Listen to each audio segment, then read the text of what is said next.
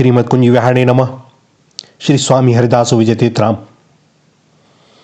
भैया, जो वास्तव में भगवत प्रेमी होते हैं वे तो केवल भगवान के शरण होकर रहना चाहते हैं।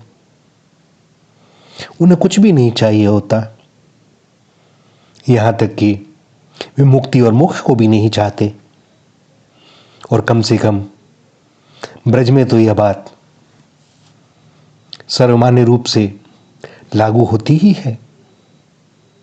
मुक्ति के बारे में यह कोई बात नहीं करता।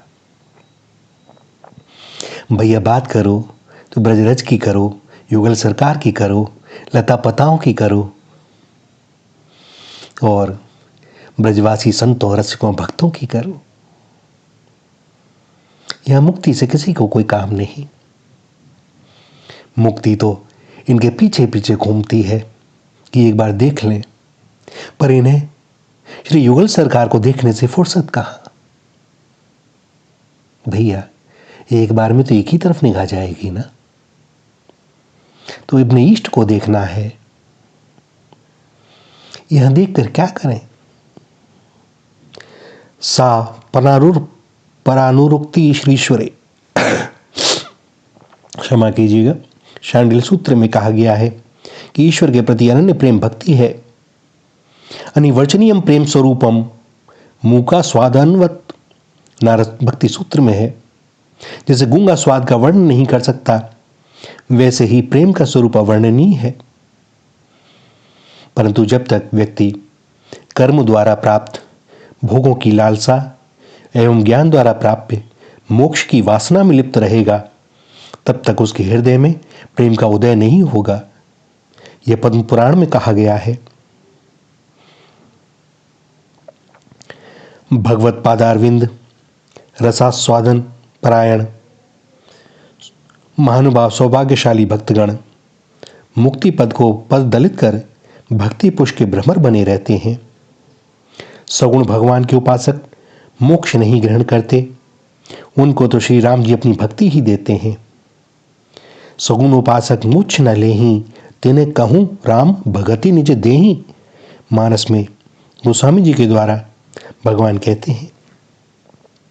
वस्तुतः भक्तों की मुक्ति तो अपने आराध्य देव के लीला व्यू में प्रवेश करके भगवत चरित चिंतन में हो जाना या नित्य सेवा में संलग्न रहना है। भक्त कभी भी विलय रूप मुक्ति की चाह नहीं करते। भक्ति के दो प्रकार होते हैं।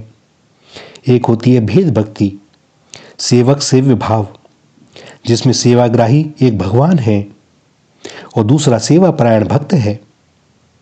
भक्ति का दूसरा प्रकार अभेद भक्ति है, जिसमें भोक्ता और भोग्य की विभिन्नता नहीं है। ब्रह्म में लीन हो जाना है और सभी सुखों को लय कर देना है। जैसे शांत गंभीर समुद्र में नमक की पोटली डाल दो तो वह अपना अस्तित्व खो देती है। भेद भक्ति में भक्त भगवान के साथ मुख्य रूप से 5 प्रकार के संबंध रखता है: शांत भाव, दास्य भाव, सख्य भाव, वात्सल्य भाव और मधुर भाव। इनमें से अपनी रुचि के अनुकूल किसी एक संबंध को जोड़कर उसी भावना में जन्म जन्म परमानंद में मग्न रहता है। भगवत प्रेमी का ध्येय पुनर्जन्म पाकर भगवत कैंकर परायण होना है, भगवत सेवा पूजा में अर्चानिष्ठ होना है, जब ध्यान करना है, कथा कीर्तन सत्संग करना है, साधु सत्संग में रहना है और भगवत गुणगान करना है। यही नवदा भक्ति है। प्रेम लक्षणा भक्ति पराभक्ति का आश्रय लेकर परमानंद की प्राप्ति ही भक्त का जीवन सर्वस्व है। भगवान राघवेंद्र सरकार के साकेत यात्रा के समय मरुत नंदन श्री हनुमंत लाल जी से प्रश्न किए जाने पर उत्तर मिला कि प्रभु, मैं तो इस धरातल पर रहकर ही आपका नाम जप और कथा श्रोता होकर रहना चाहता हूं। यत्र यत्र रघुनाथ कीर्तनम तत्र तत्र कृतमस्तकांजलिम वाष्प वारी पूर्ण परिपूर्ण लोचनम मारुतिम नमत राक्षसांतकम। भगवत प्रेमी मुक्ति नहीं चाहता। यह स्वर्ण सिद्धांत अटल नियम सदैव सभी युगों में सत्य पाया जाता है। इन भगवत प्रेमियों में चाहे वे किसी योनि में हो, देव दानव दैत्य ऋषि मुनि मनुष्य सब में जन्म जन्मांतर भगवत कैंकर्य करने की एक अमिट चाह बनी ही रहती है। और चारों युगों के उदाहरण भी हैं। सतयुग में दैत्यकल भूषण परम भागवत श्री प्रहलाद जी नरसिंह भगवान से वरदान मांगते हैं, हे नाथ, जिन जिन योनियों में, भले ही हजारों योनियों में मैं जन्म लूं, उन योनियों में आपकी अचल अच्युत भक्ति मुझे प्राप्त हो। और वृत्तासुर भगवान से मांगता है, प्रभु आप मुझ पर ऐसी कृपा करें कि जिससे मुझे अगले जन्म में भी आपके श्री चरण कमलों के आश्रित सेवकों की अनन्य भाव से सेवा करने का अवसर प्राप्त हो। प्रीतम, मेरा मन आपके मंगलमय गुणों का स्मरण करता रहे, मेरी वाणी उन्हीं का गान करे और मेरा शरीर आपकी सेवा में लगा रहे।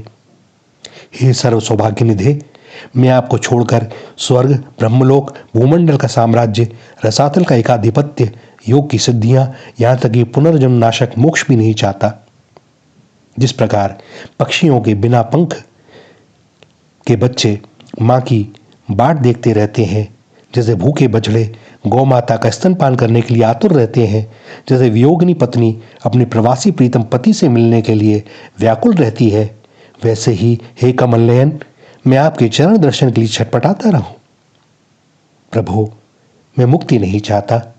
मेरे कर्मों के फलस्वरूप मुझे बार बार जन्म मृत्यु के चक्र में भले ही भटकना पड़े, परंतु मैं जहां जहां जाऊं, जिस योनि में जन्म लूं, वहां वहां आपके प्यारे भक्तों से मेरी प्रेम मित्री बनी रहे। स्वामिन, जो लोग आपकी माया से घर, शरीर और स्त्री पुत्रादियों में आसक्त हो रहे हैं, उनके साथ कभी भी मेरा किसी प्रकार का कोई संबंध ना हो।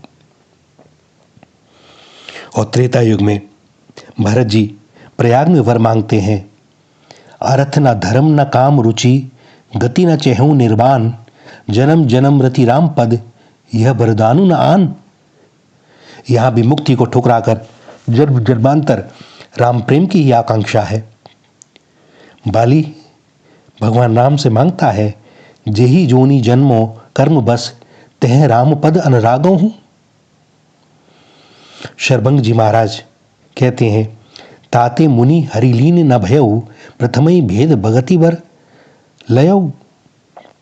और वशिष्ठ जी महाराज कहते हैं, नाथ एक वर मांगऊ, राम कृपा करि देहु, जन्म जन्म प्रभु पद कमल, कबू घटे जनि नेहु। और काकभूषुंडी जी महाराज कहते हैं, भगत कल्पतरु प्रणत हित, कृपा सिंधु सुखधाम, सोई निज भगति मोहि प्रभु, देहु दया करी राम। और दशरथ जी महाराज विजय उपरांत लंका में उपस्थित हैं। वे सगुणापासक थे, सुभक्ति मिली। और मानस में लंका कांड में, ताते उमा मोक्ष नहीं पायो, दरसत भेद भगति मन लायो।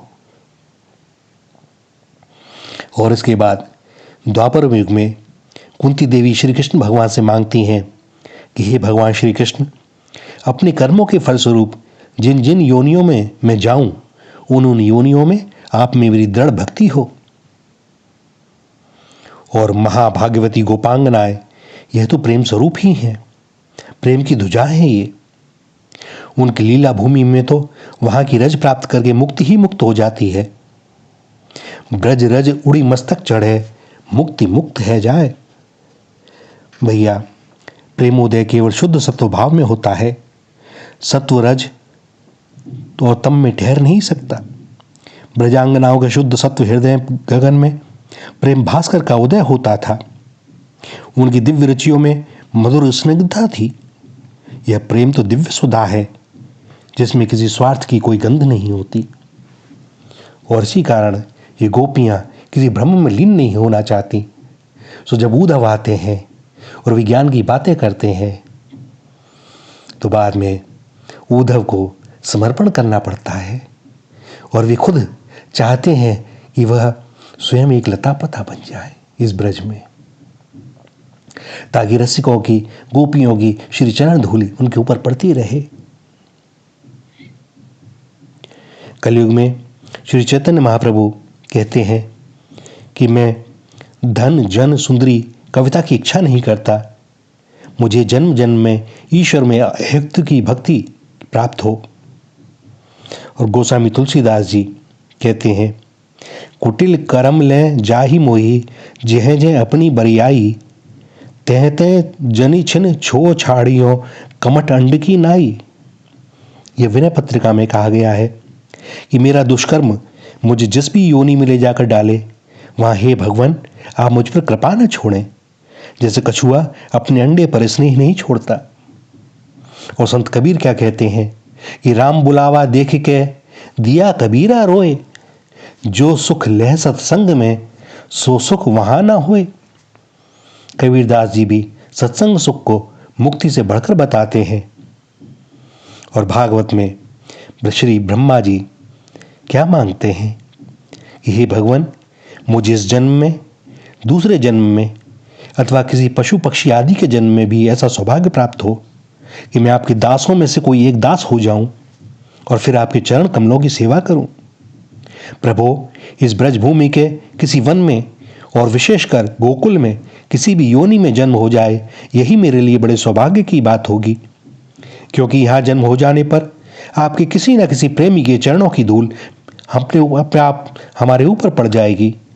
प्रभु आपके प्रेमी ब्रजवासियों का संपूर्ण जीवन आपका ही जीवन है, आप ही उनके जीवन के एकमात्र सर्वस्व हैं, इसलिए उनके चरणों की धूली मिलना आपके ही चरणों की धूली मिलना है। और आपके चरणों की धूली तो श्रुतियां भी अनादिकाल से अब तक ढूंढ रही हैं।